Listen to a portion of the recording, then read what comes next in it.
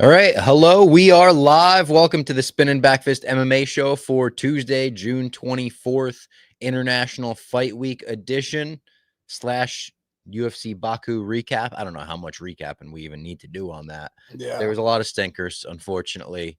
Kind of a crazy scene when the whole crowd left before the main event. 12 of 14 fights went decision. Yeah. And then the whole crowd was gone during the main event. Hilarious. The whole crowd. It was nuts. I mean, I guess it was 2 a.m. and like they had just seen the fight that they actually cared about. But I mean, like Hill and Roundtree was like, at least on paper, I thought it was a good fight. I'm surprised. I mean, I guess like that's kind of a for TV decision, but I'm shocked they didn't just make Fizzy of the main event then. Yeah. I mean, I guess calling it Hill Roundtree is almost better. They must have really thought that wasn't going to happen.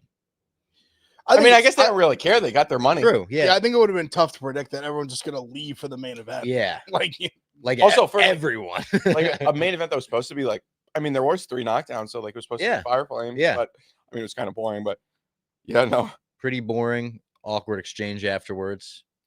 Yeah. And then Hill was a surprise. And then obviously we got the news. Yeah.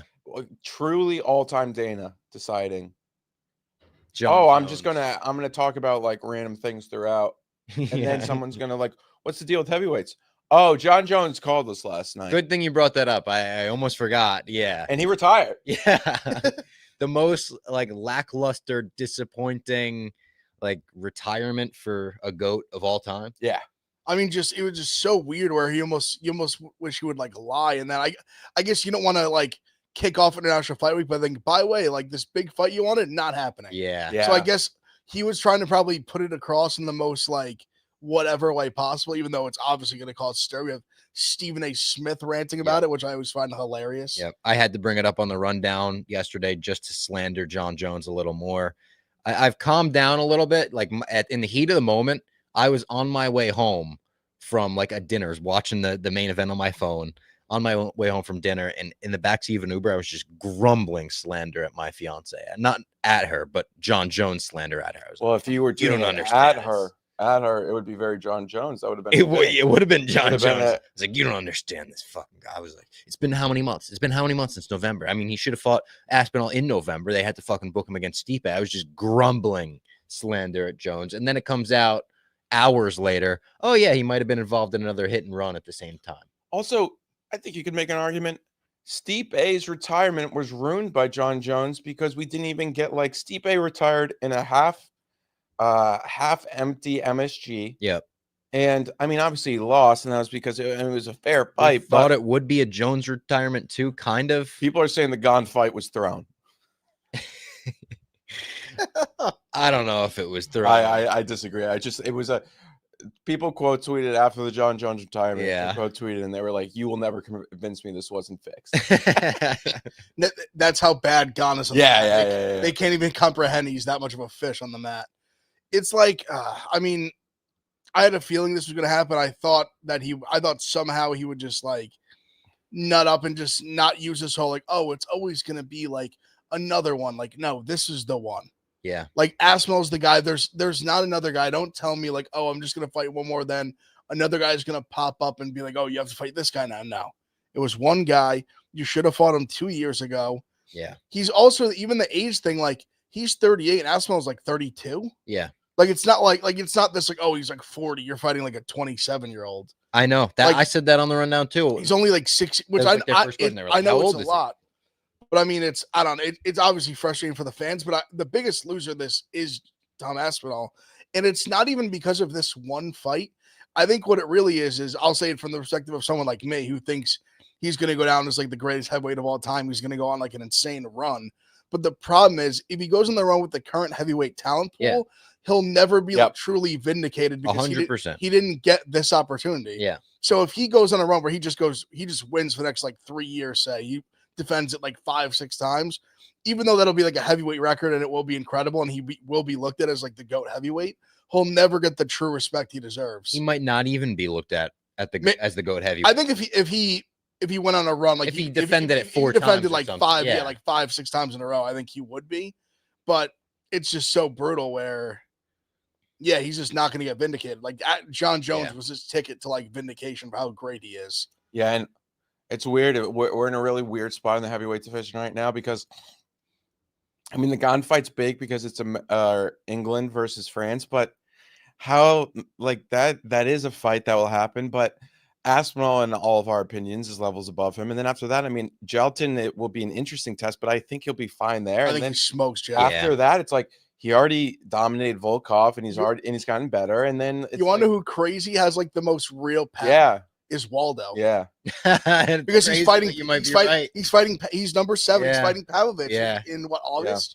Yeah. So I mean, he's fighting this summer. I think it's in Shanghai. Yeah. So if he beats Pavlovich, he'll be like number 4, and he'll be the only one in the top 6 that he hasn't beaten. Yeah, and on top of it, it's like, yeah, he's a striker. He's really good at avoiding getting hurt. Waldo is, so it's like you could technically sell that fight, but yeah, I mean, I guess like Gane's also like he's an actor now. I tweeted also shout out Netflix. Yeah, shout out Netflix. Also, Gane too. It's going to be tough because John's choking him out so fast. Which I mean, that is Aspinall's forte to go finish quick. Pause. But if he goes in there and he basically has to go in there and just starch him in 2 minutes. Yeah. Or if it even goes to the second, third round, people are going to be like, oh, Jones ran through him and you did it.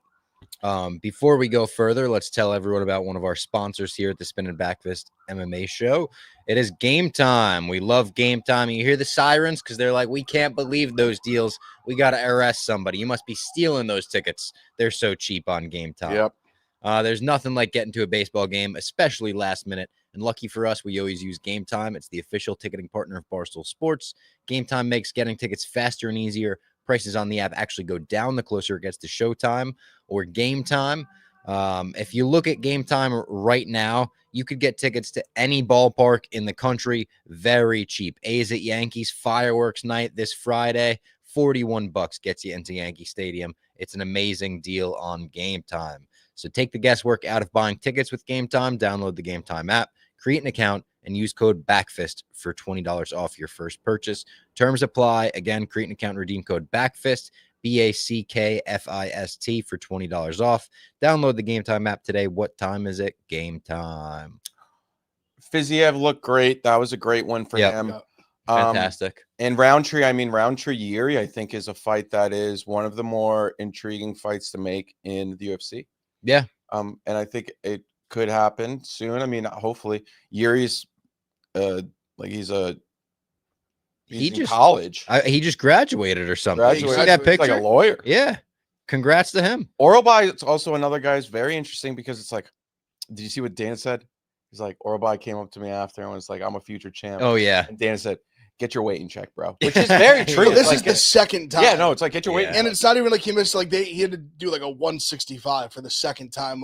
If you can't even get close, you got to just go to 170. And then Sadikov, I think, is truly one of the better prospects we have right now. I mean, his chin's unbelievable. The fact that, credit to that ref for not stopping it, but that was very close to being stopped. He ate it well and found a way to dig deep and then won the fight later. Yeah. Moda, I even think, looked good, but Sadikov, I mean, Sadikov's we got to give him a decently big fight next. And also, he's become every fight he's in is an incredible fight. The fight with Borshev was insane. He's put even on the one with Terrence McKinney was insane. No, he's put on some. He's definitely he's an exciting action fighter. That I think this was his first step to being hey, UFC, push this guy a little bit more. Yeah, he deserves it. And I think he's an action fighter. Also has the Azerbaijan side, but he's also American. He's in the Ray Longo Sarah syndicate MMA kind of circle, and all the fighters love him. You could tell by the response, specifically in syndicate MMA after, they were so happy for him. And yeah, the crowd was so loud. And shout out to him. He was definitely a guy that I came away the most impressed by. Orobai, but there was kind of that little caveat where it's well, yeah, I mean, he didn't really even cut weight at all. Yeah. Roundtree too. Hill, Hill's another guy that a lot of people are down on him, but it's if he wants to continue the fight, he's an action fighter. He'll always have kind of big fights. And he can somehow, he wins 1 or 2 in a row. It's he's kind of right back there. I saw a lot of people saying you do Hill Dominic Reyes. I think it makes a ton of sense. I think Yuri Roundtree and then Reyes Hill make almost too much sense. I think there's a little bit Viziev, Dan Hooker. That'd be great. Yeah, that was the full fight. violence. There was a little bit with the 3 fights. There's a little bit too much slander of Hill. They were like worst champ. I saw Get that. the fuck out of here. No, it's. I think his reaction at the end was insane. Yeah. But his corner, if you listen, his corner kept telling him, like, I think it was his corner was doing him a disservice. Like, even in the 4th, 5th round, when he clearly was down 3-0, clearly down 4-0, they're saying, like, hey, like, it could go either way. Like, horrible cornering. Yeah. You got to tell him, like, yo, you're down. Yeah. Like, if you don't knock him out, you're losing this fight. Yeah. Because I almost feel like I wonder if he would have reacted differently if they had told him that. Like, maybe. would he have been a little more urgent? He would have been more urgent, like less cautious, like less patient, because he was so not willing to pull the trigger. And I understand, like, Roundtree hits like a truck. He dropped him a couple times. Like, I get it. But if you're losing, like, you got to go in there and go. Immediately after, everything you said makes sense. And then also he had his legs were gone, but he that too, the bell sounded, and immediately he went to Roundtree and asked, why didn't we fight in the pocket more? It's like, you could have forced that more. That's what I'm saying. That's I agree. That didn't make, like, and Roundtree, so he sits like he was like so nice. He's like, you're hard to read, like like kind of thing. Like, it was just such hard to read. Like, I gotta watch myself. Good answer. Yeah. When it ended, and also he knocked Hill down 3 times. Yeah, correct. Yeah, like, I was trying, dude. And Roundtree kind of walked the other way, and then he kind of walked up to him and was like, oh, yo, like, what's up? Yeah. It was just such a bizarre, like, the whole scene. Especially after the fight when he comes out and says, I have a torn meniscus too. It's like, yeah. You push the fight towards me. It's like, bro, I did the best I could. Yeah, like, you didn't push toward me. Yeah.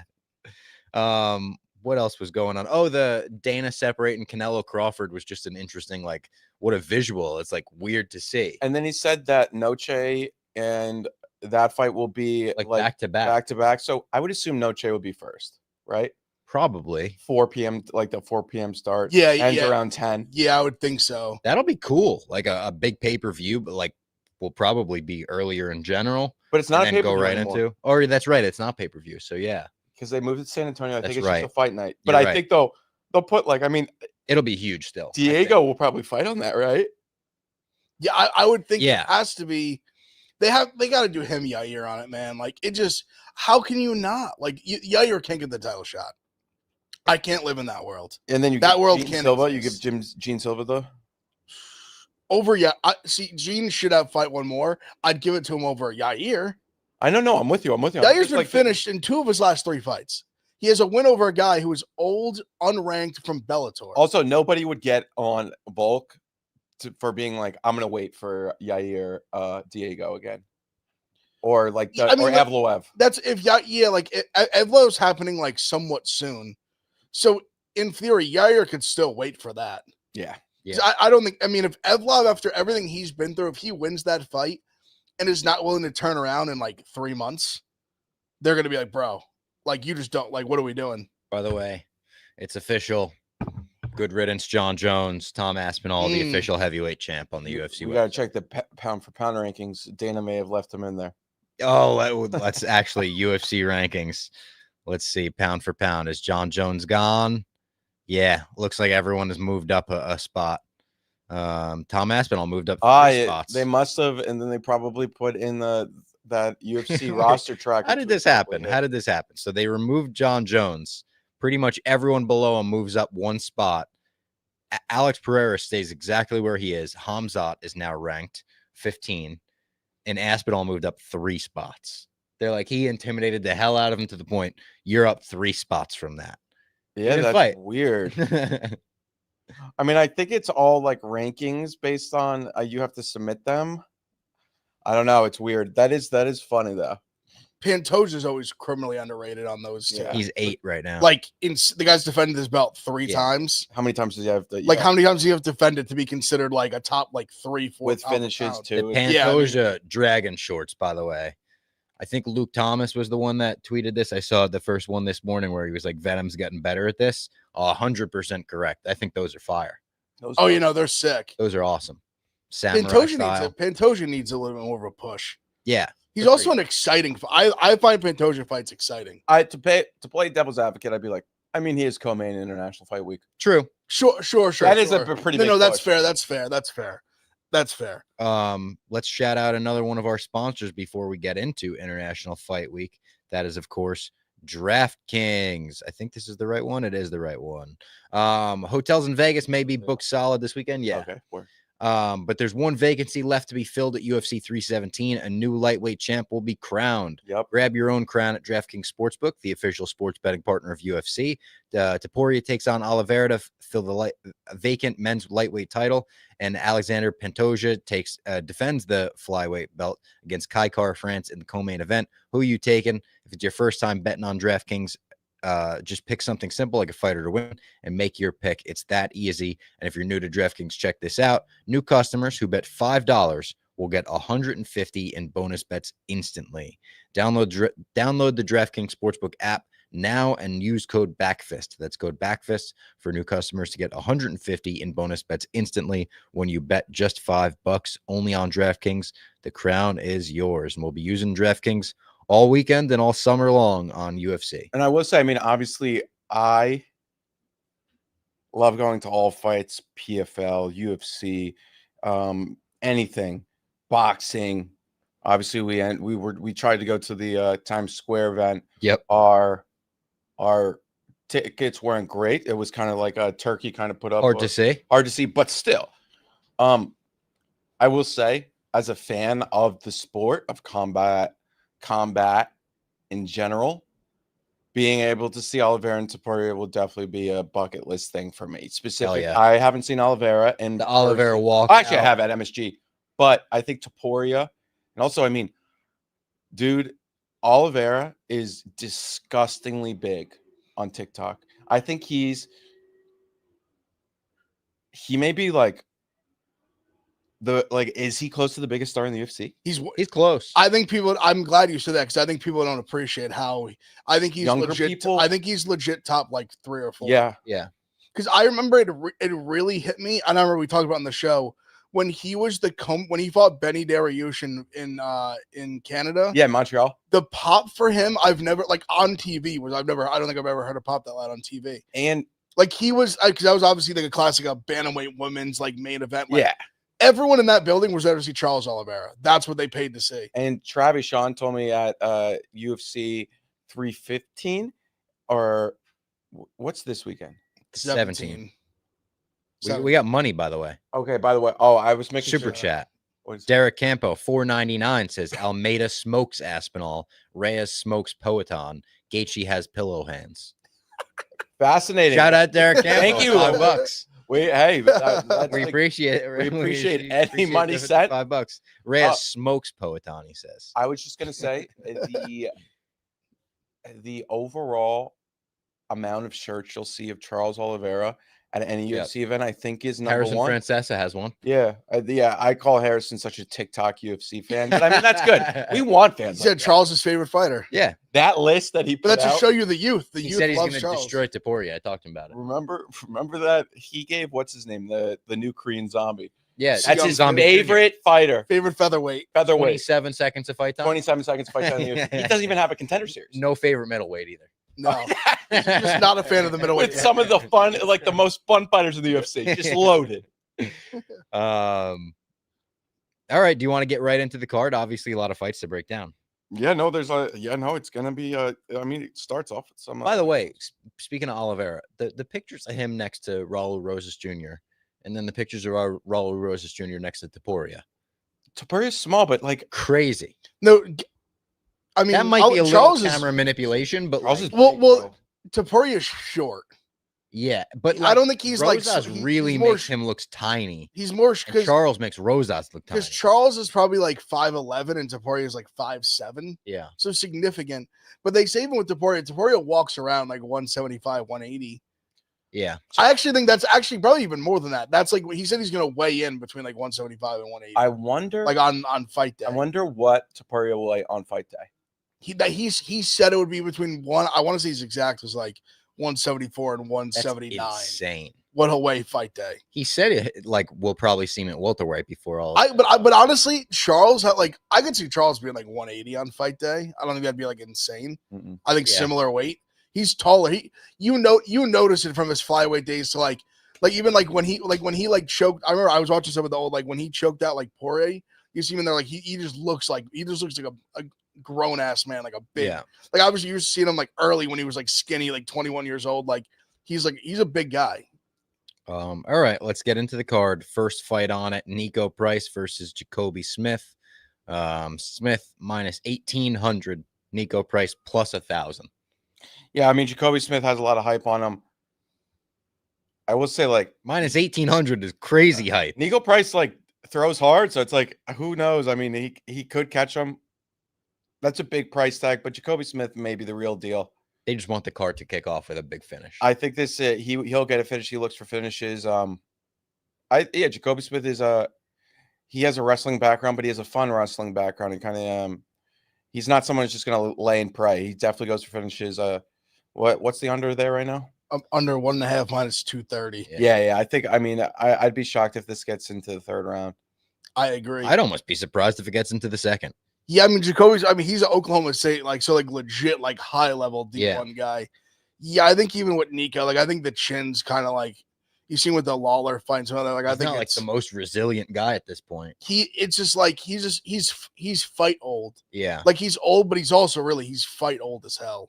He's taken a lot of bad knockouts, like big shots. Yeah, I mean Robbie Lawler. Robbie Lawler. I was saying like Law. I mean he touched his temple and he just died. I think Smith like knocks him out. This is Nico Price's second International Fight Week fight, maybe even more.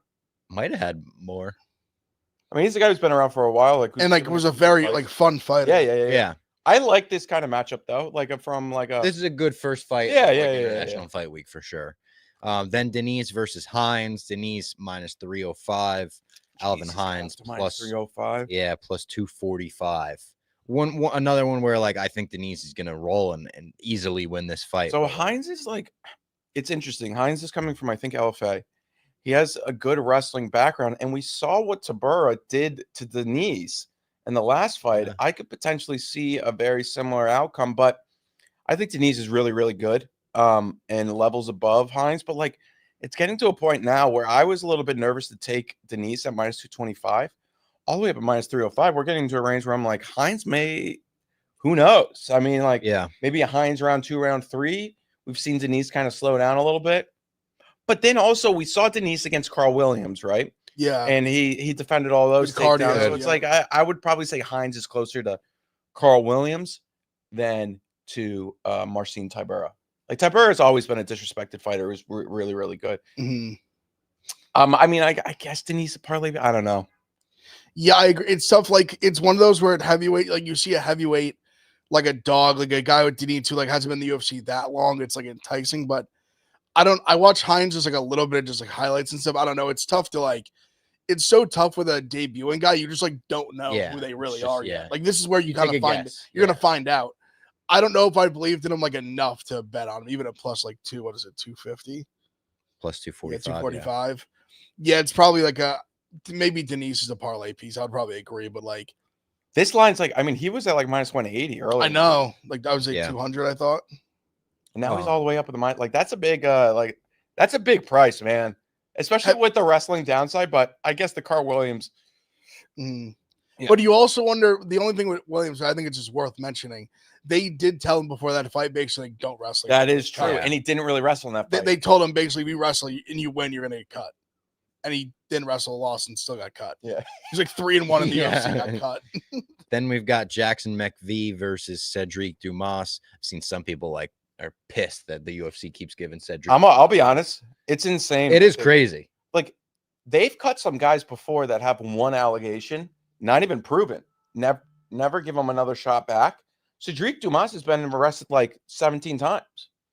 In and out. You know what it is? I think the UFC is smart enough with their like marketing and stuff where they almost realize that he's becoming like folklore of like MMA Twitter. Like keep just throwing this guy in undercards. Like I guarantee he gets more buzz than like all the other like kind of like lower level guys. I mean, like compared to where he like stands in the UFC of his like where he'd be like ranked and just kind of like his general like status. No, you're not right. I bet he gets more like social media buzz and hype. Like, And part of it is like he's got 37 mugshots. Yep. He's got tattoos all over him. You could watch his hair grow throughout the mugshot. He's like really from the trenches. Like I think people almost like it's just like he's like a character. Like he's an interesting character. Yeah, and he also, I mean, he's down to fight at all times. So yeah, that's something he says yes to everybody. And he said yes to like short notice across the world, where he's like, yeah, I'll go to Abu Dhabi.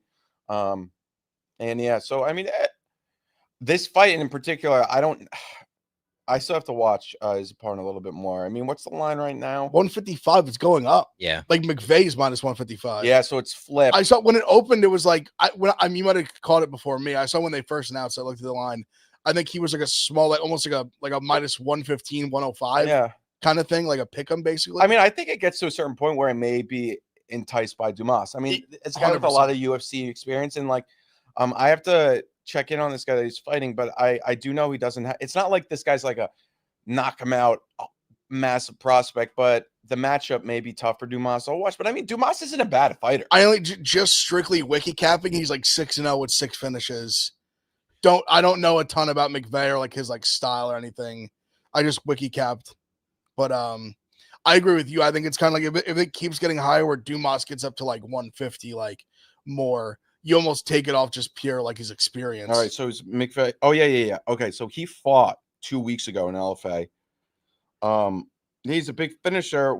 Oh my god, he finishes it all in round 1. Yeah. But here's the thing. I mean, like, that's what I'm saying. Where like I think you have Dumas in round 2, round 3. Like he's like Dumas. Yeah. So that's what I'm saying. Like I think he's like, also, if Dumas wins, I mean, it's gonna be legendary.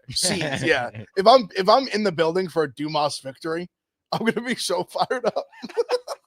I might have to bet him now just to like. I think round 2, round 3, just to like be a part of it. Then we've got Terrence McKinney versus Slava Claus. Another good fight, man. This is really a good fight. Terrence McKinney, the favorite, minus 185, minus 185. That's weird the way I said it. Slava Claus plus 154. Kind of like Slava. I don't blame you. I don't either. It's will McKinney fight? The under's minus 220 because McKinney has a path here where he could look minus like 1,000. Yeah. Like he's a good. He can wrestle and like has submissions. Yeah. Like he could 100% take Slava Claus's back. But it's International Fight Week, and he might be fighting for that bonus. But see, to him, I think it's true. But the problem with McKinney is like McKinney can't get into wars. Yeah. Like he doesn't have the chin for it, but he has the power to end it on your end. But he's more like like McKinney's not getting into a 3-round like drag him out like war. No. He's gonna like get in the pocket. He's either gonna like kill or be killed. I think the ultimate question here is, can Slava Claus survive round 1 and keep it on the feet in round 2? Because I could see this very much being a fight where McKinney shoots in round 2. Slava, he may even get taken down, but he gets right back up. Yeah. And then McKinney looks tired, and Slava just starts like going crazy. Because I mean, we know he has the striking that put McKinney out, but 100%. It's more so like, can he survive that round 1? I mean, it'll be interesting to see his round 2, round 3 prices. I need to see like 10 seconds of McKinney in this fight. Like, is he gonna just if he's looking for takedowns? Also, by the way, you love your McKinney ticket. Keeps like shitting on Barstool. Hates Barstool. And then keeps bringing up what we tweeted about him when he lost to Bonfim. We apologize for that, bro. We had him on the show. Also, the part that he leaves out is that he got mad in the first place because you just didn't pick him. Like, you just picked against him, which you were incredibly right. Yeah. And I was just like, oh, I think Bonfim's so great. Yeah, I responded. Like, you didn't. It wasn't like you were like McKinney's a bum and like you just picked Bonfim. Like, it wasn't some like during the last fight. He was like, no wonder you work at Barstool. And then he deleted that tweet immediately. Yeah, it's bizarre. Very strange. We follow each other. I don't even mind him. I don't either. MMA I like McKinney. Yeah, he's exciting as hell. I remember I even hit him up after and was like, yo, like all good, like. Remember, he got all upset. He like unfollowed me. I was like, bro, like we had him on the show and we were like, all right, like cool. We talked it through. I thought we broke bread. Yeah. I thought we broke bread. Very strange. Also, we've said nothing about him outside of good things. I love watching him fight. I think everyone loves watching him. Yeah, super exciting fight. That's why he's going to be in the UFC forever because he's exciting as hell. His record doesn't matter because all of his fights are entertaining. He's exciting as fuck. Yeah. Tracy Cortez versus Viviane Araujo. Cortez minus 250. I think this is an easy fight for her. I think Vivian may have a shot here. Really? I'm looking at the under here too. That is a great under plus 2.5 420. plus 420. I think it could, but I like a fight doesn't go plus like 400, 380. Yeah, like I think Vivian. I don't know. Tracy just like I think her downside is really difficult. Like it's like we've seen Araujo win fights, Karine Silva at MSG recently. Not at MSG, but no, it was MSG. And then I don't know, I have to watch her a little bit more. But I was looking at this line, I was like, I mean, I don't know, dude. Like Araujo doesn't get finished. And Cortez like leaves a lot to be desired at points. I think plus 200, like you'll make worse bets in your life for sure. And her striking's not good. Now, obviously, Cortez, you just get the takedowns going. Yeah, her submission game's pretty good. I don't think Araujo will get submitted. Like she's been in there with some fucking killers that she doesn't even get submitted by. Like Alexa Rosso didn't finish her. Amanda Ribas didn't finish her. Natalia Silva didn't finish her. Man, has she ever been finished? She got knocked out once in her career. Should we work in another ad before we? Yeah, let's go over to. Should we do Friday night? Yeah. Let's go to Friday night. Friday night, the PFL. Let me get the banner Returns. going here. And we got some great fights. This is, I think, the best card. Really, really good fights of the semifinals. They saved the best for last. And that, of course, is we're looking at fights. Fabian Edwards is fighting against Josh Silveira.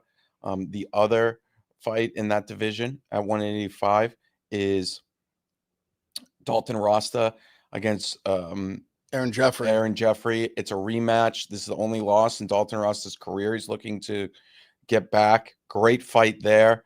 And there's some other good Sergio Pettis, Rafion Stops. Yeah, great. That's the top three on the banger. Those are three really great. And then fights. also it's in Chicago. So if you're in the Chicago area, yeah, Wintrust Arena, legendary arena. I went to a Bellator event there. It was cool. Yeah, a lot of classic fights, wrestling events there. Crazy. I watched Jason Jackson knock out a Musov there. Oh yeah, that's right. Yeah, I was in the building with Jersey Jerry. Jerry left though, but I was. Oh yeah. I was there. I saw Jerry in Chicago, and I was like, "Oh, I heard you couldn't have left the building sooner after O'Malley lost." He goes, "Couldn't have left sooner." Oh, dude, that was when we were. That place poured out when O'Malley got subbed. Poured out. Then you have Biagio Ali Walsh is on the card. That's right. Then you have Alexander Romanov, so it's the heavyweight semifinals. Antonio Carlos Jr. against Simeon Powell. Oh, Rodrigo Nascimento, I believe, is on the against card. Popov, which will be a good one. Carl Williams. This is a really good card. I'm really fascinated to see how it plays out.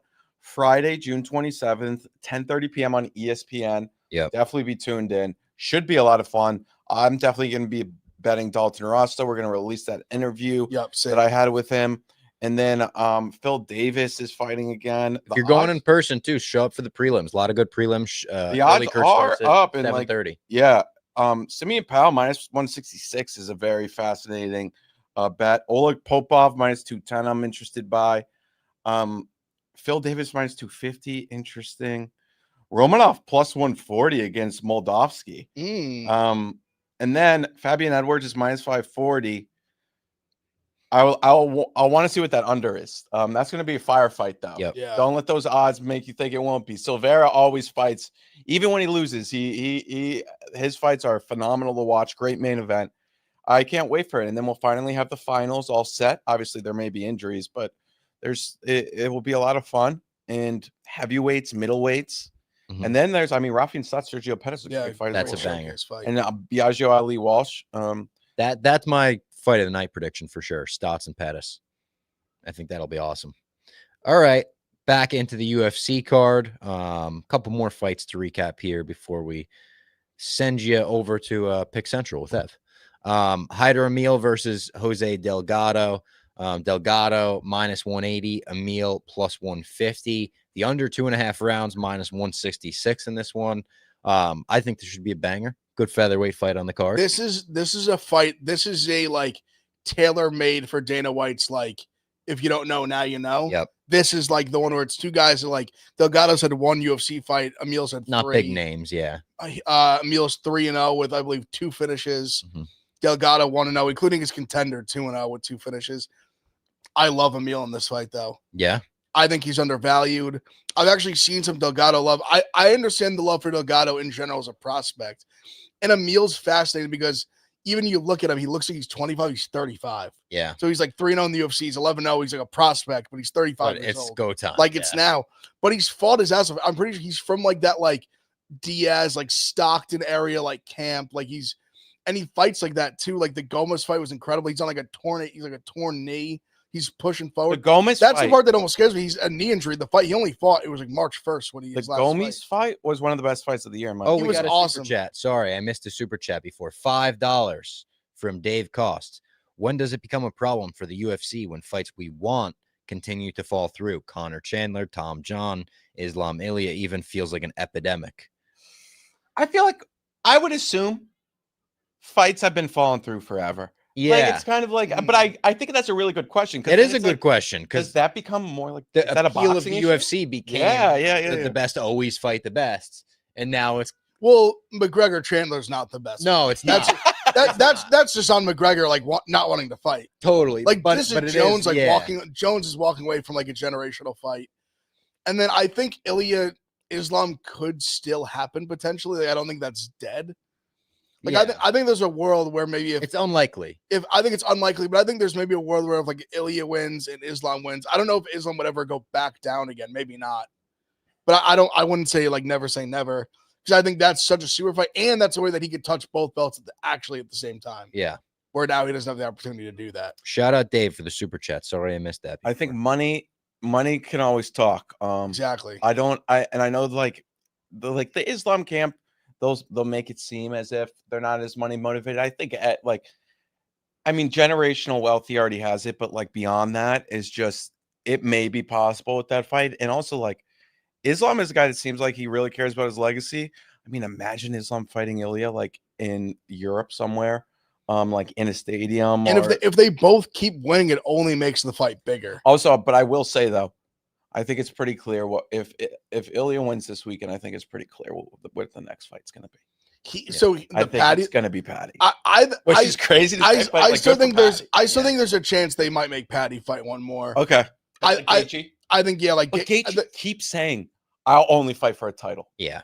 I just think they're going to be like, might shoot himself in the foot by doing that. That's what I'm saying. I just think they're going to be like, buddy, like, how can you say that? Yeah. No, I'm with you. No, I know you. I'm just you're off. You beat number 11 off like when he was off like a week or two notice, and it wasn't like it and wasn't even dominant.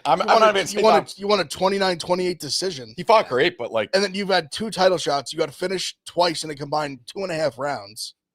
Like respectfully, like you're the best action fighter, but he's in no position to be like demanding a title shot off his last win. And then before that, I mean, he got like flatlined in a dominant loss. Yes, like, yes. Holloway, like it was he was losing the whole fight. Yeah. He was clearly down. Like he was coming in that last 10 seconds. He was down 4-1. Yeah. And then got viciously knocked out. Which respect to him for most guys wouldn't trade like that. So I don't mean to like hold it against him. I don't want to hold it. It's more just you don't get to like lose like 2 of his last 4 and just be like demanding title shots. So the under in Emil Delgado's under 2.5. Both these guys have crazy chins, but Delgado's a killer, man. This is a great fight. You like Delgado? No, I don't know. I was curious more at the under. I don't have a read on it because my gut initially is saying Emil. The line keeps blowing out, but I know I don't. But then again, like sometimes I think we get too wrapped up in that. Last week, Fiziev went from like -130 to +125 fight time. He looked -300 in there. Yeah. So it's like sometimes it's like the line movements are like. I think we buy into them a little bit too much. Like, I mean, it's a good indicator. I mean, Hill swung to like a minus like 135 favorite, and then he got. I wouldn't be surprised if that was intel about Roundtree's knee. Maybe so. I didn't hear that personally, but hearing that after, possible. So I bet Emil +140 already. That's what I've even seeing on DraftKings. It's 150 now. I just think like Delgado. Even I watched back his Contender Series fight, and I remember thinking it in real time. He could have changed things. It's been like a year and a half or so. He just was very hittable. I wasn't like, even just the way he was moving in like the second round. I just didn't love the general. Like, I just think Emil has chin, gas tank, like all like the experience now. Like, I think he's got a lot of edges in this fight. And I think he's also been a guy who just keeps being undervalued. Like he was plus 160 against Lee, like knocked him out in like a minute. He was plus, I want to say he was close to like somewhere between 150 and 200 against Gomez, like won the fight and looked like good doing it, even on like a hurt leg. Yeah, I don't know. I just think he's been undervalued. I think he's undervalued here again. I love Emil in this fight. And then we've got Jack the Joker versus RoboCop. Another good fight. RoboCop minus 205. Fight night main event. Herman, yeah, for 100%. Plus 170. Yeah, definitely could be. And this is the last fight before the main card. It's like the perfect fight. I thought to send it off. A lot of love for Gregory, which I love RoboCop, but it's like what we saw from Hermanson. He avoided Pfeiffer's big shots for a while. Like if he does the same, we know what Gregor looks like. I guess the only thing is that was a 5-rounder. This is 3-rounder. Yeah. So he won't have like the gas edge late. I think that's even what Kenny did to RoboCop. He just like took over and then knocked him out in like the 4th round. Yeah. I still like Hermanson though. At this number, I like Hermanson. Yeah, plus 170. Like I think he's a dog. I also would be like pretty surprised if RoboCop was just like ragdolling him, grappling and wrestling. I think he could like, I don't know. I'm almost curious how RoboCop's gonna approach this fight. Because Hermanson's not like a big hitter, so like will he try to strike with him? Because obviously RoboCop doesn't have a chin. Yeah. But I generally just like Hermanson at this number. I think he's a little more, I don't want to say well-rounded. I think he's more experienced, has fought more like better high-level guys. Yeah. A great fight, though. I mean, really I don't know what I'm going to do with it. Great matchmaking, in my opinion. Great fight. I mean, it's just like, especially not even on the main card. I mean, like, great fight. Before we get into the main card, let's tell everyone about our final sponsor of the day. That is Blue Chew. Blue Chew. Guys, enter the room dick first. Blue Chew isn't just a tablet. That's a copy. That's unbelievable. Shut up, Blue Chew. Blue Chew isn't just a tablet. It's a cheat code for your crotch. Stronger, harder, longer lasting, like someone gave your downstairs a pep talk and a gym membership. Blue Chew is offering is the original brand offering chewable tablets for better sex.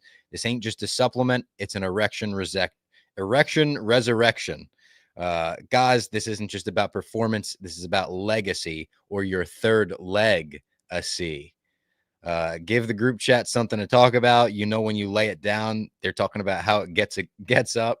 This is a crazy copy. They always have. Nothing makes you more of a legend than a little Blue Chew. Discover your options at bluechew.com. And we've got a special deal for our listeners. As always, you get your first month of Blue Chew free. Just use promo code SPINNIN at checkout and pay $5 for shipping. So it's just spinning, no G at the end of that, just spinning like our handle. That's it. Join Blue Chew's mission to upgrade humanity one thrust at a time. Head to bluechew.com for details and safety info. And big thanks to Blue Chew for sponsoring the pod. I gotta say, the Blue Chew like copywriter has got to come to the marketing team. It's like, guys, I got it. That's got to be a he's fun gonna be job. Like, he's got to, or the woman's gonna be like, I got it. Seems like nobody's like, no, you can't say that. It's a little touchy. It's like, enter the room dick first. I want to know. There may be things that are told. They turn it down. Yeah. No, shout out to the Blue Chew copywriter. All right, Peyton Talbot versus Felipe Lima on the main card. We kick things off with that fight. Peyton Talbot plus 170, Felipe Lima minus 205. I feel almost similarly about this fight as I do the last one, where the odds are quite literally exactly the same. And I'm like, if you're giving me Peyton Talbot plus 170, I don't know if he's going to win this fight, but I kind of like him at that price. I'm Lima all day. I'm Lima round 2, round 3 sub. I think he's just levels above Talbot. I kind of feel bad for Talbot. This is a really tough fight. It's a tough fight. I'm surprised that they're throwing him to the wolves. Lima's legit as fuck. And they usually use International Fight Week or cards like this as an opportunity to like put Talbot on, or put someone like Talbot on like a platform, be like, check him out. I think they're doing the reverse here. Yeah. I think this is the Lima. This is Lima. This is your time, bro. And then also, I think it's also it is an opportunity for Talbot where it's like, hey, if you get a big knockout here, yeah, 100%. That's the upside for the UFC. Yeah. Because I think I told Jack this early. I actually think I went about this smart. It worked out for me. I love Lima. Like in this fight, loved him even the line. I got like a little bit better line. It was minus 180. I had a friend that gave me, it was like, yo, like Alcaraz is definitely going to win. So just to get it down to like a pick 'em, I parlayed Alcaraz, who won already. Yeah. With Lima. So I basically just have like a Lima at like minus like 110. Yeah. And I feel, but I would bet him at minus 205 in a heartbeat. I think he rolls. Then we've got Brandon Royval versus Joshua Van. Great fight. Shout out Joshua Van. Did they change the lineup?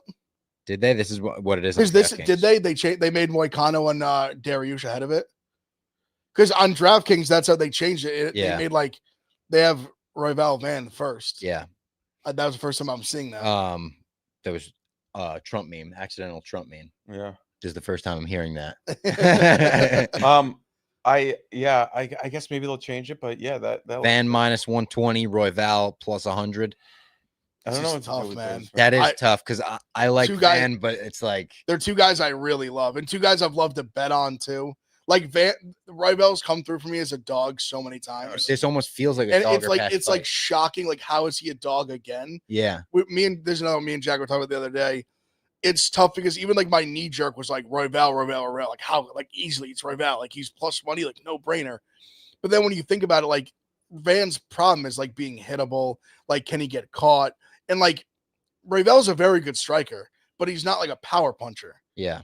And I think Van will probably be a better like just boxer.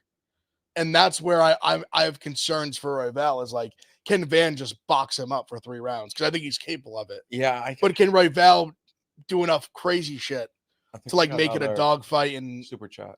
Oh, we got another super chat. Oh, we did. Love dogs. Why is all the pro wrestlers safe travels this weekends? Yeah, safe travels to the pro wrestlers. I think he means the pro wrestlers are going to Saudi Arabia. Is that still on as of right now? I mean, it's an ever changing. It is. It's like we don't know whether or not they're going or not. But I think Saudi is actually in a pretty good spot for them. Like they'll be pretty safe. That like if Saudi got struck, we'd have much bigger issues than the WWE. But we don't want anybody to get struck on WWE, except for John Cena. No, I'm kidding. But this fight here, it's really difficult for me to, because it's such a step up in competition. Not to say Van doesn't deserve it, because he very much deserves it. It's a really tough spot, but Royval's like so good, and like, how much better is Van than even a Moreno? That's because that was the comment I made to you, Jack. I guess it was like Royval, because I was talking about how Van could just box his shoes up, and then I was like, but again, Royval just outstruck Moreno on the feet. And we saw that for 5 rounds. Van sometimes starts a little bit slow, and it's like a 3-round fight. Royval takes round 1. It could be tough for him to get back into it.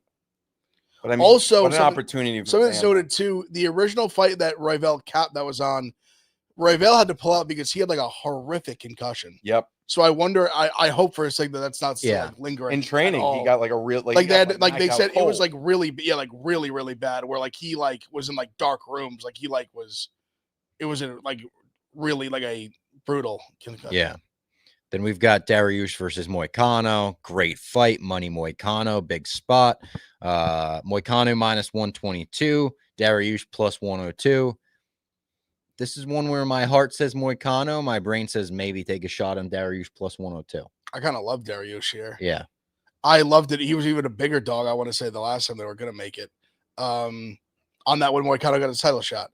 Yeah, I like Dariush. I think he's a better striker. Yeah. And I think he's just as good on the mat. Like, I just don't think I think anything that Moicano throws at him on the mat, he's going to be able to like throw right back at him. Like, I think a lot of good scrambles. We'll see if that's the case. But I think this reminds me a little bit of like when Dariush fought Gamrot. Yeah. Where like on the feet, he just was like beating the shit out of him, like knocked him down. Like I could see Dariush being much better on the feet. He doesn't have a great chin, but again, like Moicano is not like a big power puncher. Mm-hmm. So yeah, I like Dariush quite a bit in this fight. Jack? Yeah, I like Dariush too. Yeah, I actually like him a lot here. And then he's plus what? 102 right now. The line keeps going down. Yeah. It's going towards Benny.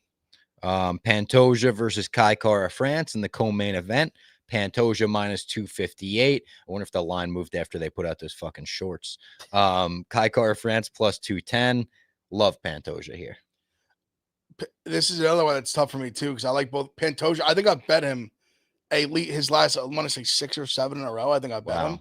I've been on him for pretty much like this. Can't break run. the streak. Although I don't know. It's such a weird line because like I think Kai's a real shot because of the power. His takedown defense is good. But Pantoja's a zombie. Like he goes in when he gets 3rd, 4th round, he gets in zombie mode. So he has such a chin on him, and he just goes forward. He looks like he's tired, but he's not at all. So the takedown defense is so big here, and then also the Kai.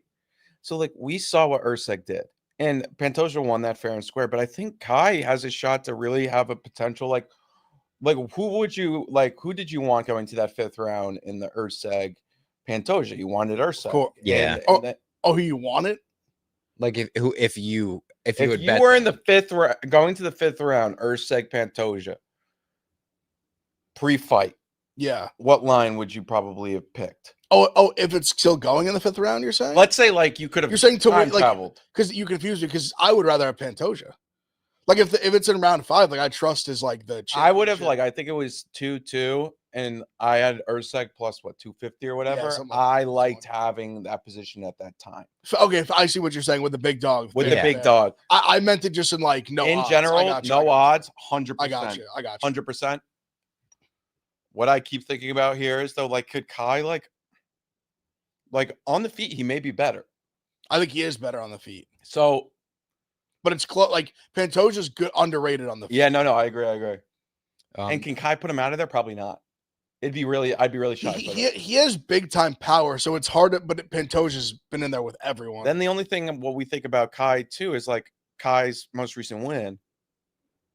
Like he didn't look great against Usyk on the feet until he knocked him out. I guess that's fair because I was on Usyk in that fight. You're right. It was just so fast. It was so fast. It was like he landed the big shot and then he kind of just like he landed another one and they just stopped it. And then we've got main event wise Topuria versus Oliveira. Oliveira plus 350, Topuria minus 455. Crazy odds, in my opinion, where maybe Topuria is the favorite in this fight. Maybe he's the rightful favorite. You're giving me Charles Oliveira plus 350 against someone in the weight class below him, and I'm taking him. I keep thinking about the size difference. The size difference, I cannot stop thinking about the pictures where one's dwarfing Raul Rosas Jr., Raul Rosas Jr.'s dwarfing Topuria. Stop thinking about the time Topuria went up, fought the electrician, Jai Herbert. Yeah. And Jai's kind of built a lot like Jai rocked him. His size, Herbert's probably taller. So honestly, I mean, if anything, I'll definitely be on unders here. But then I just think Topuria's on a completely different level, man. I think this is like a Conor McGregor-esque guy that's just like on a run that's unstoppable. He's so talented. He's so committed. But man, it may look silly not betting Charles, but I don't know. I don't know. This is such a tough spot because the line's so blown out. I thought this was going to be in the minus 250 range, which makes me think I probably should just take Charles out of principle. But then it's like Topuria may go in there and just KO him in the first round. That's honestly what I think is going to happen. That's what I truly, in my heart of heart, in my head, like. I love Charles to death. I just think the way he fights is not like good for fighting Ilia Topuria. He wants to come forward and like obviously I'm sure he's gonna try to maybe grapple with him a little bit, like try to get a back take or something, which then it gets fascinating. Yeah. But another thing with Topuria is his grappling and wrestling and like all that is very underrated. Very like he honestly, there's a part of me that almost thinks that not that he would go like totally out of his way, but there's a world where Topuria is like kind of what you're saying, like such like a superstar and such like it wants to like prove a point, where I wouldn't be shocked at all if he like clipped him and then like jumped in like a submission just to be like I submitted the like submission go. Maybe. You know what I mean? Like just to like be like because even Bryce, what he did to Mitchell, where like he had him hurt as fuck and then just jumped and like he set up the arm he set up like the arm triangle when he was still like he wasn't on the mat. I think that's a really good. But I think he knocks him out in the first 2 rounds. That's my pick. The submission it may be a little bit juicy there. Yeah, that's what I took Ilia. I laid. I don't give a fuck. I laid 250 inside the distance for Ilia. I really think he just like goes in there and just runs through him. And I did that because knockouts minus like 160, and I'm afraid that he might try to like I'm afraid he hits like. And then he gets on the mic, throws a choke, and then I'm like, what an asshole I am. Like, it's like, hey, like. Islam, you submitted him. I submitted him. Well, that's the thing with Charles. Charles has been submitted like multiple times. Yeah. Oh, yeah. So that's why I don't think it's the craziest thing for him to get like club and subbed or something. I mean, that's like exactly what Islam did. So yeah, I took Ilia inside the distance. I laid the juice. I don't care. I think he rolls. I think he wins pretty easily. All right, that was the card. Looking forward to it. These like, guys subscribe, will be comment. There, so look out for videos. We'll be there. Hopefully, get some content from fighters and whatnot. Should be fun. If you're in Vegas, hit us up. We may have some free time. Even if you're in the arena, come say hi. We'll come say hi. But it's going to be fucking awesome. I'm so excited. Like you said at the beginning, just Charles and Ilya are two guys that were like bucket list guys to see. Yeah. Very excited to see them both fight together. Pantoja is someone I've always wanted to see too, so I'm excited to see him as well. All right, looking forward to it. We'll talk to you afterwards.